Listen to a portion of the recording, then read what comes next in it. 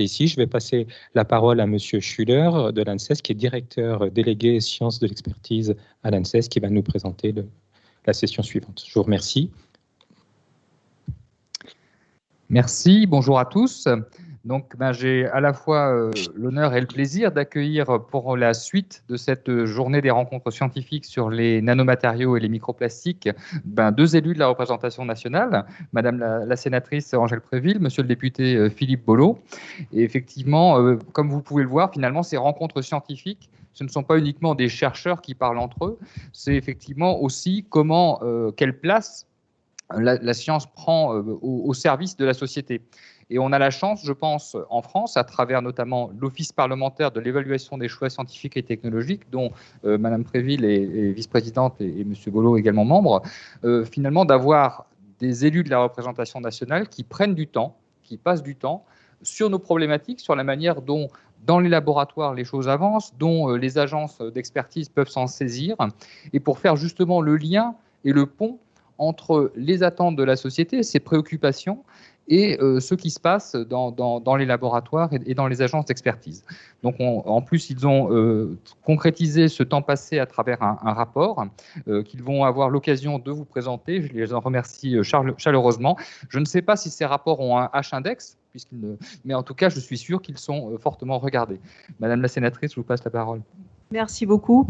Et merci beaucoup à l'ANR et à l'ANSES de nous avoir invités pour la présentation de ce rapport, ce qui est très important puisque c'est le lien avec la société civile en quelque sorte et le lien avec les élus, vos élus qui se préoccupent de ces sujets-là et qui ont bien évidemment envie de faire progresser les choses et en tout cas d'essayer de réduire les impacts santé et environnement de ces plastiques, puisque pour le coup, c'était notre sujet, la lutte contre la pollution plastique. Alors, nous avons mené un travail de longue haleine, mais avec beaucoup de plaisir, à la fois à l'Assemblée nationale et Sénat, comme c'est toujours le cas à l'OPEX.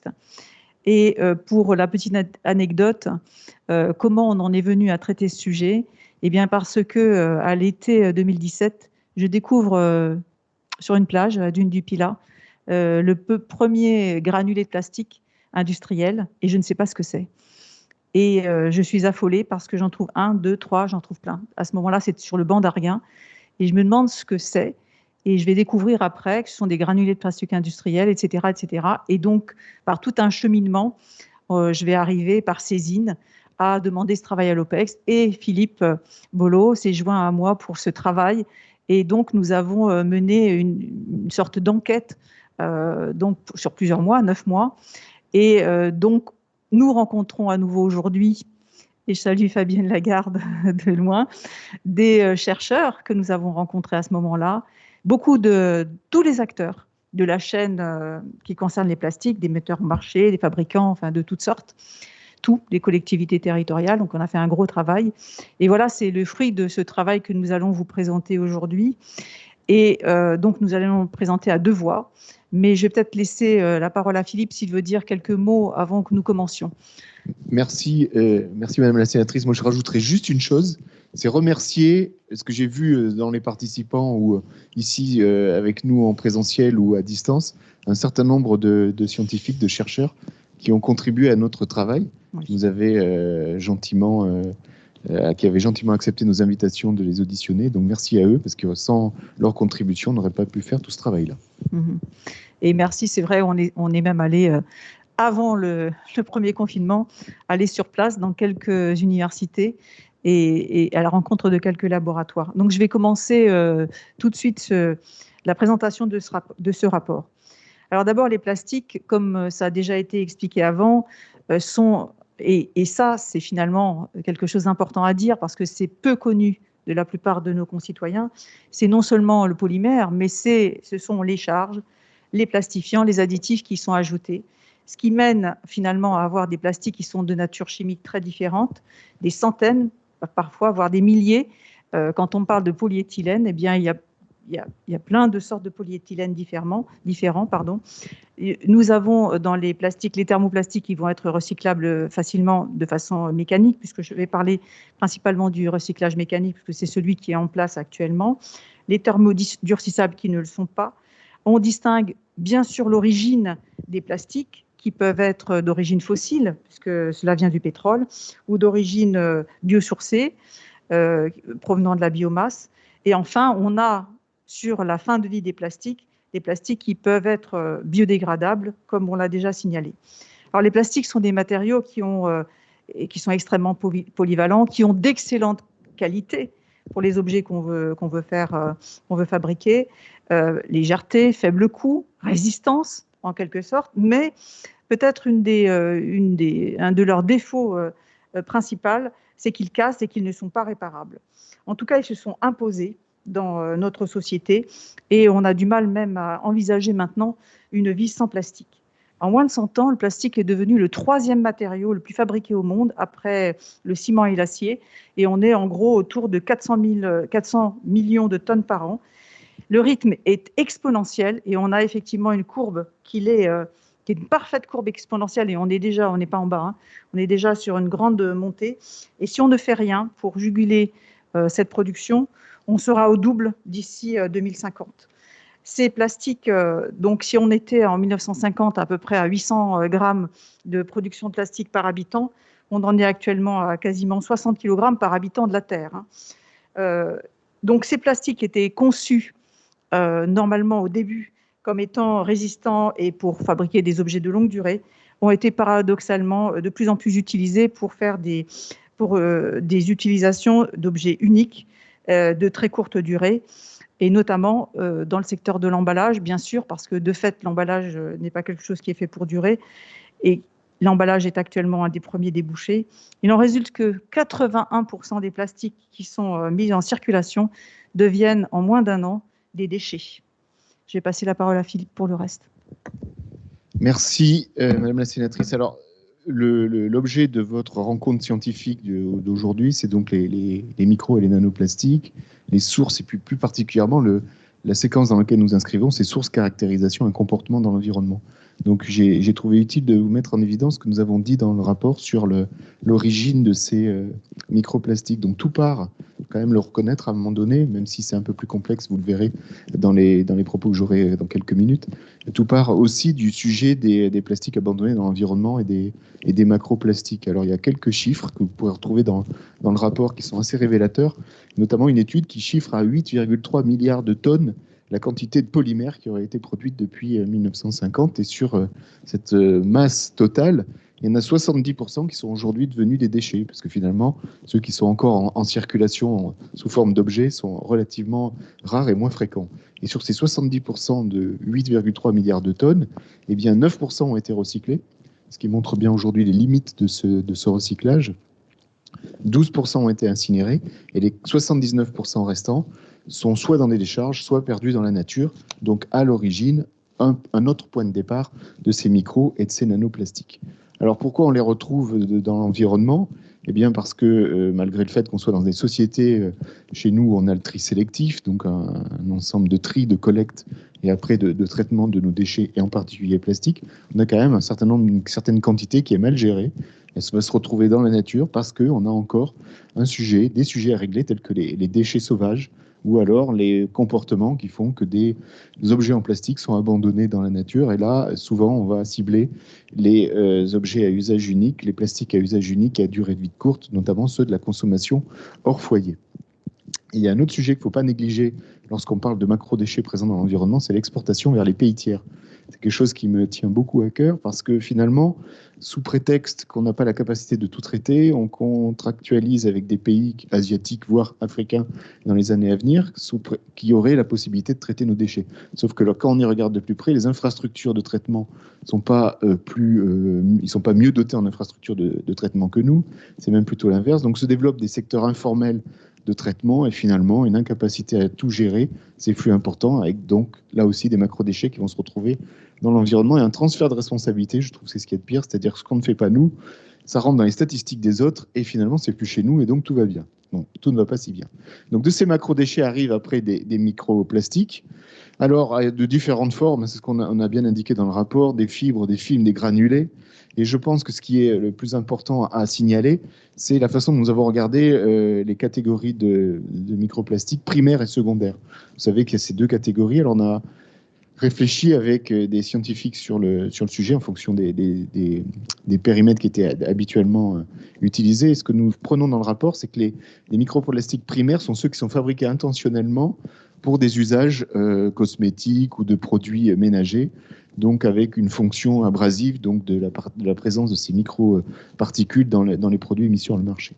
Donc c'est là uniquement ce qu'on a pris dans les primaires. Et dans les secondaires, on a considéré tout ce qui était microplastique qui apparaissait soit par l'utilisation et l'usage et l'usure d'objets en plastique, soit par la dégradation des macrodéchets présents dans l'environnement.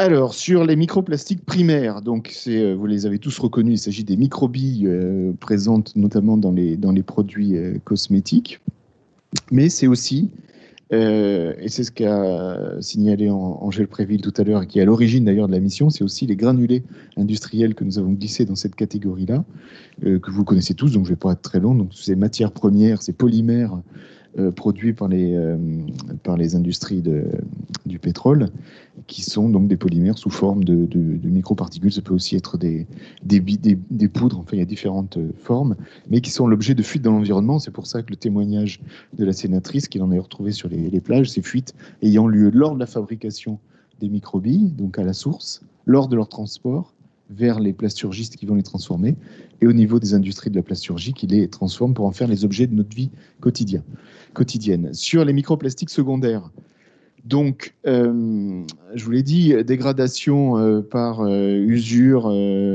ou par oxydation dans le milieu, donc avec présence de phénomènes physiques, chimiques, biologiques.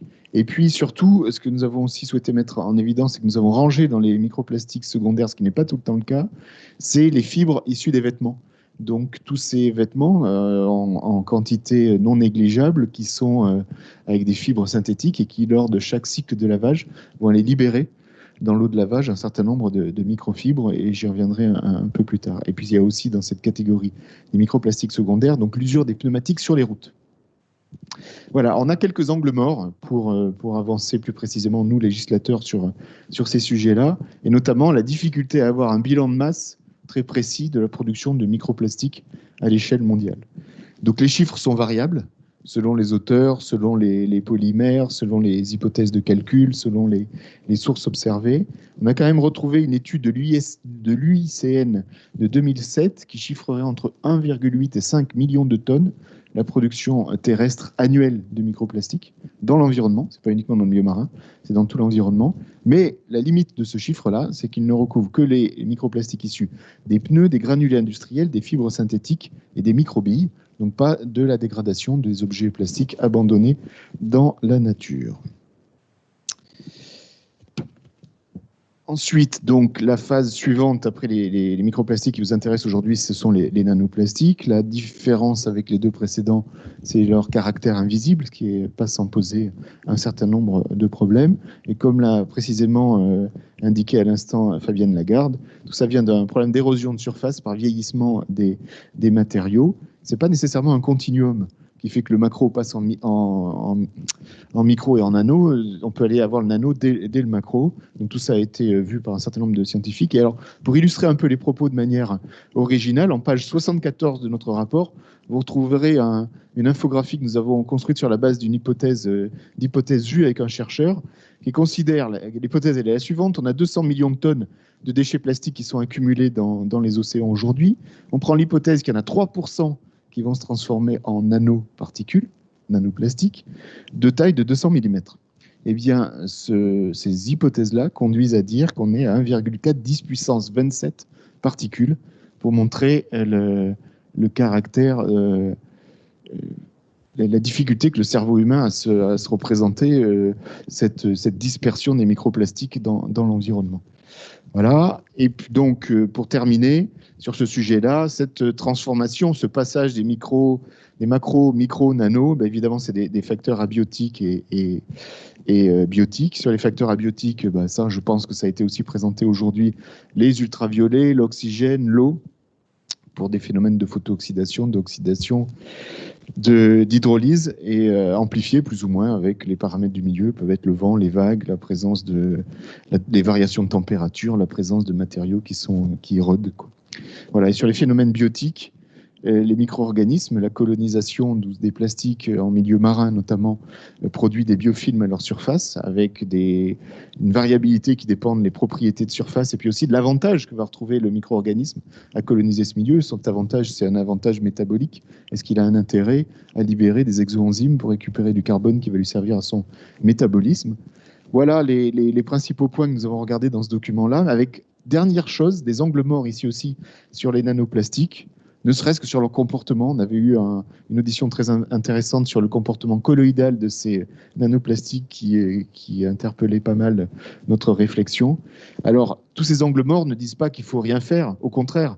Par analogie avec d'autres particules nanoparticulaires dont on sait les avantages et les inconvénients, il faut faire attention à ces nanoplastiques parce que cette taille nanoparticulaire, c'est une possibilité de translocation et d'entrer dans les cellules. Bien, donc cette pollution est une pollution qui est diffuse et qui est susceptible de constituer, et on l'a vu dans les précédentes présentations, une menace pour les écosystèmes et la santé humaine. Alors si cette pollution est en général associée à la mer, ce qu'on a découvert, c'est que 80% de cette pollution vient des activités terrestres, même si les activités maritimes y contribuent pour 20%, et notamment pour les 640 000 tonnes de filets de pêche qui seraient abandonnés, qui constituent ce qu'on appelle la pêche fantôme chaque année dans les océans au niveau mondial.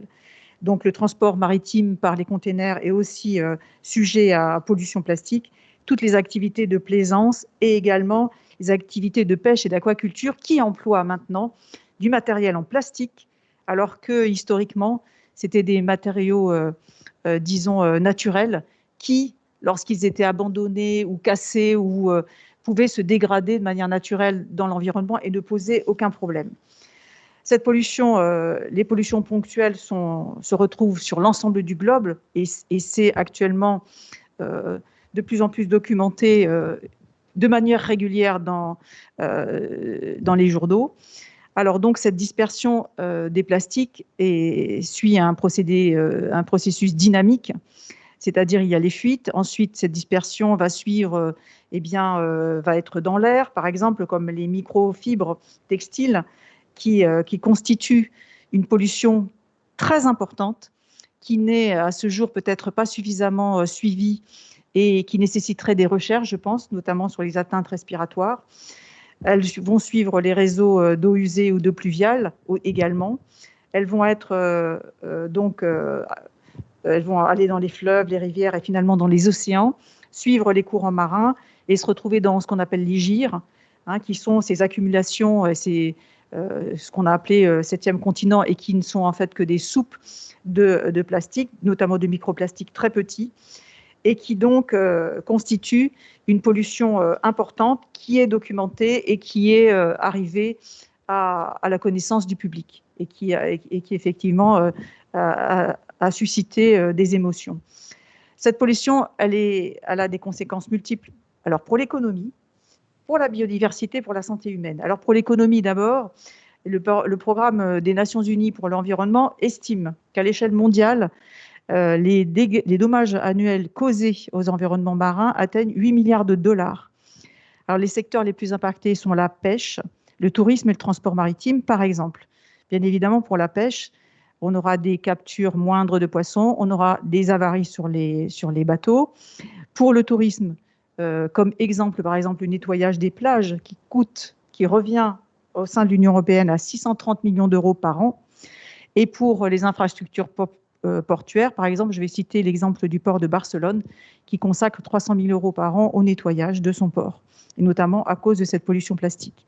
L'impact sur la biodiversité ne va pas se limiter aux images habituelles d'étranglement, d'ingestion et d'enchevêtrement, qui sont pourtant des phénomènes très importants, même si quelques images laisseraient croire que ce sont des cas isolés.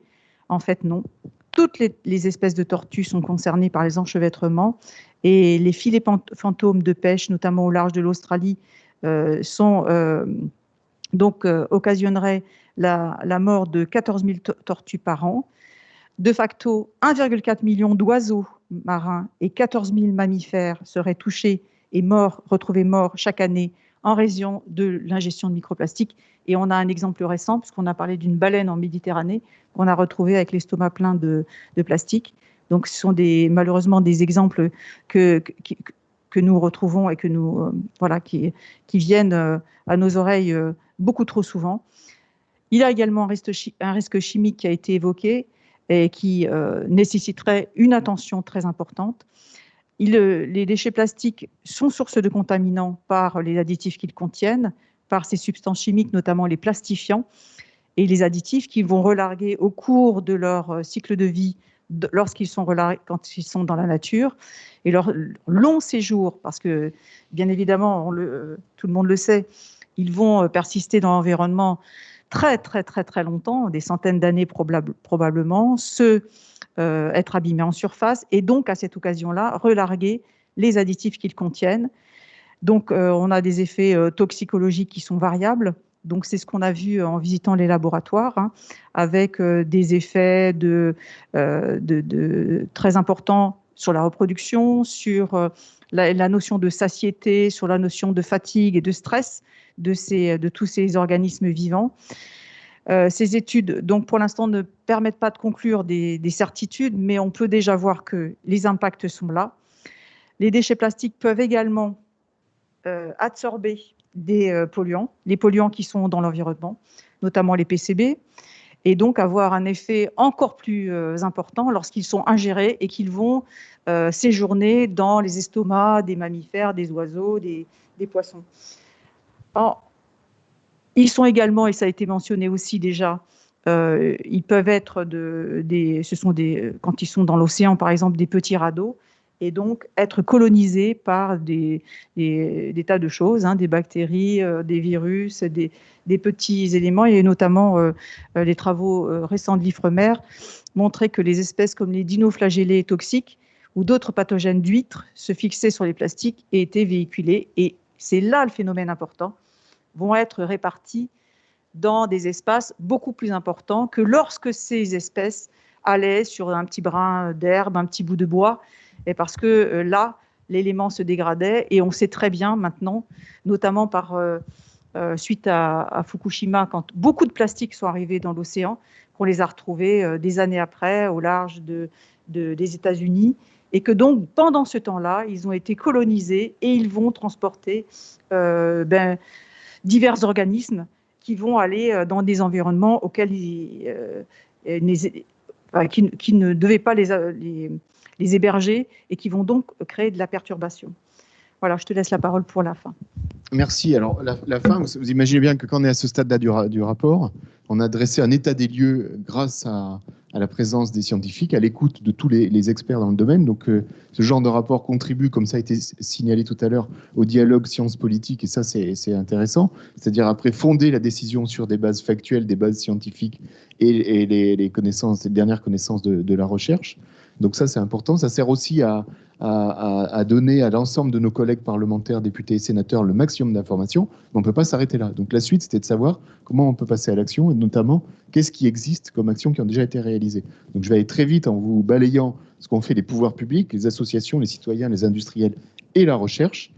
Je n'ai pas ciblé systématiquement sur les micros ou les nanoplastiques, parce qu'on n'avait pas regardé le rapport comme ça, mais ce n'est pas grave, parce que dès qu'on a des actions pour éviter qu'on se retrouve avec des macro-déchets dans la nature, on vise inévitablement, indirectement, les microplastiques. Donc sur les pouvoirs publics, je vais prendre 3 exemples pour aller très vite. Un exemple à l'échelle mondiale, européen et français. À l'échelle mondiale, exemple, toutes les politiques, toutes les conventions qui permettent de réduire le rejet des plastiques en mer, dans les océans ou à terre, vont dans le bon sens. Donc il y en a un certain nombre, elles sont détaillées dans le document. À l'échelle européenne, je vous citerai l'action qui avait été conduite par l'Agence chimique européenne, qui en 2019 a remis un rapport dans lequel elle dit qu'il serait pertinent d'éliminer complètement les microplastiques primaires, utilisés donc sous forme intentionnelle dans les produits cosmétiques en 2026. Et au niveau français, je vais vous parler de quelque chose qui resterait à faire pour essayer de varier un peu, vous voyez, d'avoir tout le panel. C'est-à-dire qu'au niveau français, il va falloir qu'on regarde plus précisément la réglementation liée à l'utilisation des boues de stations d'épuration qui, comme je l'ai dit tout à l'heure, concentrent aujourd'hui les microfibres synthétiques issues du lavage de nos vêtements. Aujourd'hui, tout ça arrive, mais n'est pas regardé, pas parce qu'on veut mal faire, parce que ça ne fait pas partie de la réglementation. Ça, c'est les pouvoirs publics. Les associations, elles ont un rôle essentiel de plaidoyer, de nettoyage des plages, donc de démonstration des déchets, et elles agissent donc auprès des consommateurs en essayant de faire évoluer un certain nombre de comportements.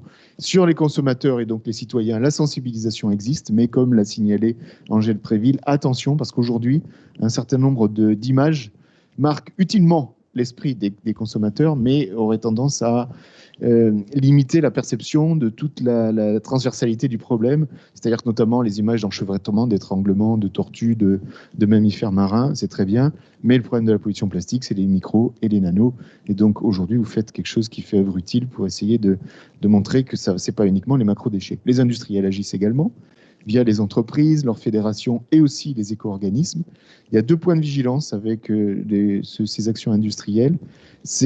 D'abord, c'est plutôt la réduction de la quantité de plastique que spécifiquement des actions sur les microplastiques.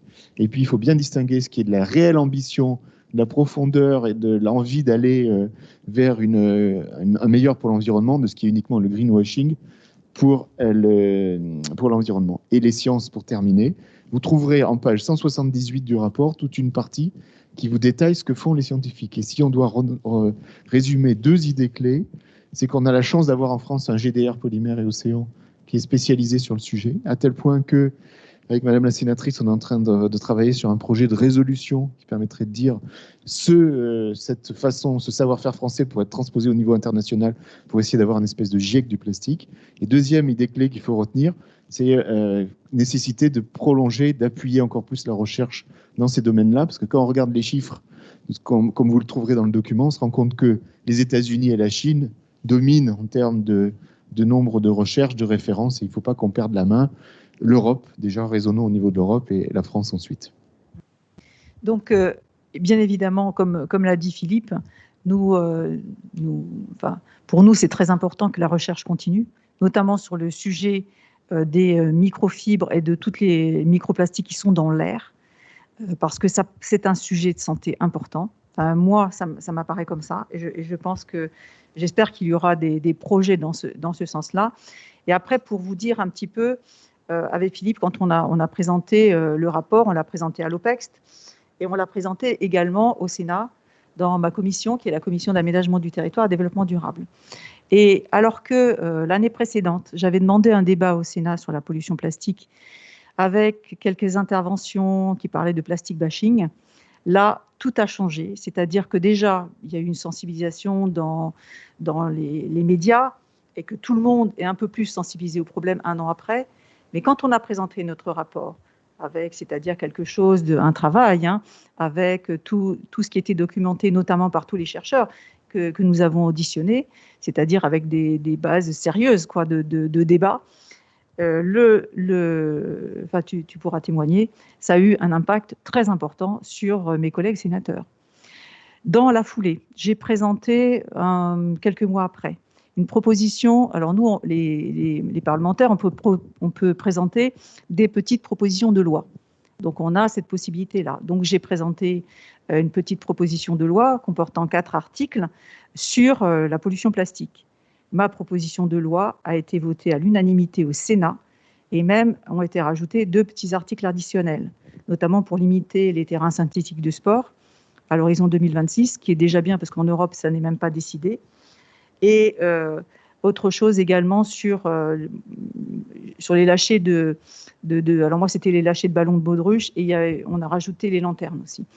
Donc voilà, il y a des choses qui changent. Et notamment parce que tout le monde est de plus en plus conscient de la chose. Et c'est important et parce que les parlementaires, contrairement à ce qu'on pourrait croire, le font. C'est-à-dire qu'on est suffisamment nombreux pour avoir chacun des intérêts différents, mais on peut mener après ces problématiques-là.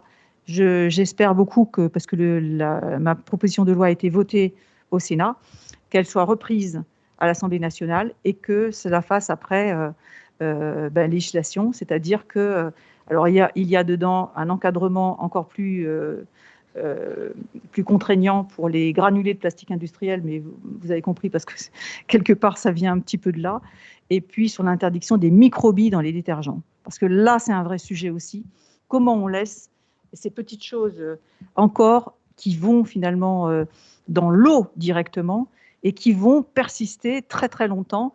On est en train quand même d'accumuler dans notre environnement du plastique partout. Et moi qui suis très vigilante à tout ce qu'on peut entendre, j'ai entendu récemment qu'on trouvait des microfibres dans les eaux polaires. Et c'est le polluant le plus important qu'on trouve, des microfibres. Vous imaginez dans les zones polaires. Donc, on a un petit sujet aussi là-dessus. Donc, Philippe en a parlé, mais c'est un sujet qui me préoccupe beaucoup, ce sujet sur les microfibres. Donc, moi, j'ai demandé dans ma PPL qu'il y ait un rapport sur l'impact des microfibres, notamment parce qu'il y a un gros changement qui s'est produit dans les 15 dernières années. Vous le savez sans doute, la production de textiles a augmenté de manière exponentielle. 40% en 15 ans, on a pris. Hein. C'est incroyable. Et parce qu'on est allé vers des textiles qui comportent de plus en plus de plastique. Et donc, ça pose un problème. Je ne sais pas si vous avez vu cette image d'un jean qui avait été enterré il y a 20 ans et qui contenait un petit peu de plastique, je pense que c'est de l'élastane, qui a été ressorti. Et qu'est-ce qui reste? La trame du plastique, c'est tout. Donc voilà, ça doit nous interpeller et nous faire réfléchir. Voilà, et en tout cas, on vous remercie beaucoup pour l'invitation. Et on remercie beaucoup, je le redis, tous les chercheurs qui ont voulu nous consacrer un peu de temps lors de notre travail. C'était vraiment, pour nous, très intéressant. Madame la sénatrice, monsieur le député, merci beaucoup pour cette présentation. Je crois que ce qui était très marquant, c'était finalement, avec le recul que vous avez pris, de nous donner les quelques chiffres qui permettent de mesurer l'ampleur du sujet. Et effectivement, je ne doute pas qu'avec ça, vous avez pu, comme vous l'avez dit, sensibiliser vos collègues. Alors, c'est vrai que cette question des microplastiques, finalement, ça interpelle toutes les composantes de l'activité humaine, depuis la production jusqu'à l'utilisation. Et donc, c'est un vrai défi législatif, et c'est votre métier, justement, en tant que législateur, de trouver les manières d'inciter. Est-ce qu'il faut, à un moment donné, inciter? Est-ce qu'il faut contraindre? Est-ce qu'il faut responsabiliser? Et à chaque fois, à chaque compartiment, finalement, de l'activité économique, son outil. Et donc, une des questions qui nous est posée, c'est finalement, là, on va être plutôt sur la composante individuelle, quelqu'un qui partage le fait qu'il a encore vu récemment des distributeurs de café avec des gobelets en plastique. Est-ce normal? Et donc là, finalement, quelles seront les panoplies ou les outils qui sont les plus adaptés pour faire évoluer ce type de constat? Alors, bien, déjà, non, c'est pas normal. Je pense qu'on a laissé la possibilité que chacun écoule ses stocks. J'espère que les stocks vont être écoulés très rapidement, mais normalement, la loi fait qu'on n'a plus le droit. Hein. Donc, et après, c'est 2023 pour les gobelets. Ah oui, donc j'espère qu'il y en aura de moins en moins et que tout le monde ait bien conscience qu'il faudrait essayer d'éviter ce genre d'objet, d'avoir une gourde ou tout ce genre de choses. Et puis après, ce dont on s'aperçoit, c'est pour les interdictions du 1er janvier, là, c'est-à-dire les couverts, etc., c'est déjà détourné. Parce que vous allez dans un magasin, c'est marqué que c'est réutilisable. Donc effectivement, on peut le laver, un couvert en plastique, on peut le laver et le réutiliser. Donc voilà, il faut après retrouver des moyens. C'est compliqué, hein. C'est très compliqué. Ce que j'aurais envie de rajouter, c'est que moi j'ai une posture qui est de considérer qu'on a déjà beaucoup de lois existantes. Et là, notamment, on s'est doté de pas mal de lois en matière environnementale avec le Grenelle de l'environnement, avec la loi AGEC, avec la loi Transition énergétique pour une croissance verte. Et qu'il faut aussi savoir vérifier que ces lois et ce qu'on a voté se concrétisent. Quand je dis concrétise, ça veut dire que c'est bien l'esprit de ce qu'on a décidé qui soit retrouvé sur le terrain. Là, typiquement, la question elle est très bonne. C'est-à-dire qu'on a dit oui, stop aux gobelets. Mais on a vu les gobelets de la restauration, etc., quand je regarde le texte. Et les gobelets des distributeurs, c'est une autre forme de concrétisation. Donc notre boulot à nous, c'est aussi d'aller vérifier que notre intention, notre vote se traduit bien dans les faits, dans les délais des décrets administratifs et dans l'application sur le terrain. Donc ça, c'est une excellente question qui montre que, voilà, il y a parfois des nuances, il faut aller chercher où se nichent les détails pour être sûr que la loi s'est bien appliquée correctement. Et oui, et nous, on travaille sur le suivi des lois. Parce que quand, dans un projet de loi, il y a des décrets qui doivent être pris, parfois, on attend des mois, voire des années, avant de voir un décret, qui est l'application de la loi. Et donc, il faut être vigilant, il faut relancer, etc., et demander. Tout à fait. Alors, Une deuxième et dernière question, puisqu'après il y aura le temps de la pause avant de reprendre les travaux cet après-midi. Je crois que nos auditeurs ont vu que vous aviez regardé les choses très en détail, de manière très précise. Et cette question, en fait, elle est de dire, ben voilà, vous avez regardé tout ce qui est problématique de dissémination des plastiques dans l'environnement, notamment à travers les déchets. Alors pas forcément, là, on l'a compris, de manière de plus en plus petite, ça peut avoir des étapes plus rapides. Et la question qui est posée, c'est est-ce qu'il y a eu dans les travaux menés un regard porté sur les déchets qui ne sont pas seulement mis en décharge, mais enfouis?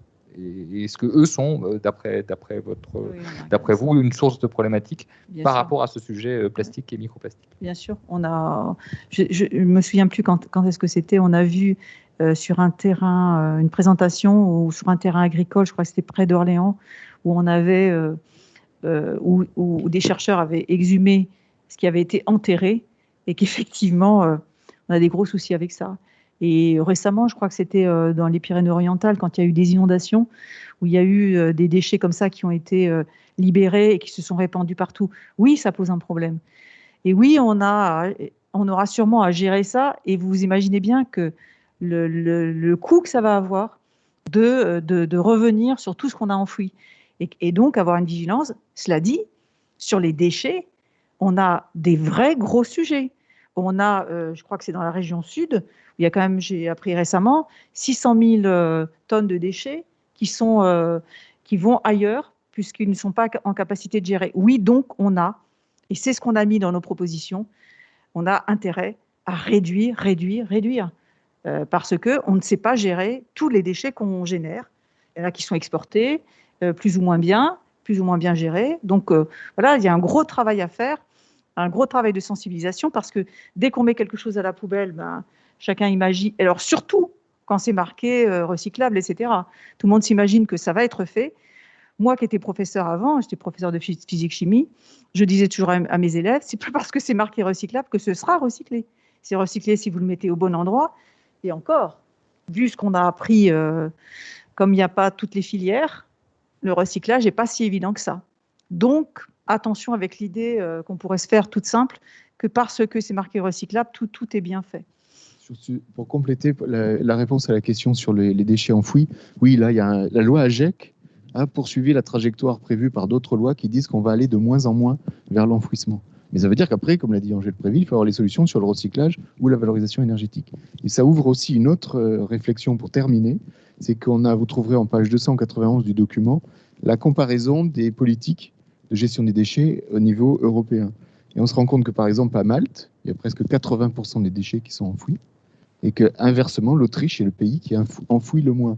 Donc ça veut dire aussi que sur ce sujet de la pollution micro et nanoplastique, on est sur des pollutions globales qui concernent l'échelle planétaire, et que les politiques qu'on met en place en France, il faut qu'elles soient suivies par des politiques européennes et mondiales, sinon on fait des efforts qui ne vont pas impacter véritablement le problème mondial et global. Et puis nous, on a aussi vu que sur nos territoires d'outre-mer, il y avait aussi une grosse problématique sur les déchets, qui n'est pas simple à réaliser sur les îles notamment. Voilà. Écoutez, merci beaucoup. Je pense qu'effectivement, on voit bien que sur ce sujet-là, il est important de toucher l'ensemble des sphères de l'action, y compris la dernière que nous sommes en dernier recours lorsqu'on est confronté à un objet qui peut devenir un déchet qu'on trie. D'abord, est-ce qu'on le choisit, est-ce qu'on l'utilise ou pas? Et effectivement, d'où la nécessité d'une réflexion, et là vous avez montré tout l'apport de prendre ce recul et de considérer les outils législatifs, réglementaires et de conviction qu'il est important de mettre en place pour progresser et faire ce lien, comme je le disais tout à l'heure, entre depuis la paillasse et des travaux scientifiques jusqu'à une implication et des conséquences concrètes dans la société. Merci à tous d'avoir suivi ces travaux qui ont été un tout petit peu plus longs que prévu, mais je crois qu'on a quand même le temps chacun de prendre une pause, puisque la reprise de ces rencontres scientifiques co-organisées par l'Agence nationale de la recherche et l'ANSES reprendront tout à l'heure à 13h30. D'ici là, je vous souhaite bon appétit et je vous donne rendez-vous donc tout à l'heure pour la reprise à 13h30. Merci. Merci Madame la sénatrice. Merci Monsieur le député. Merci beaucoup.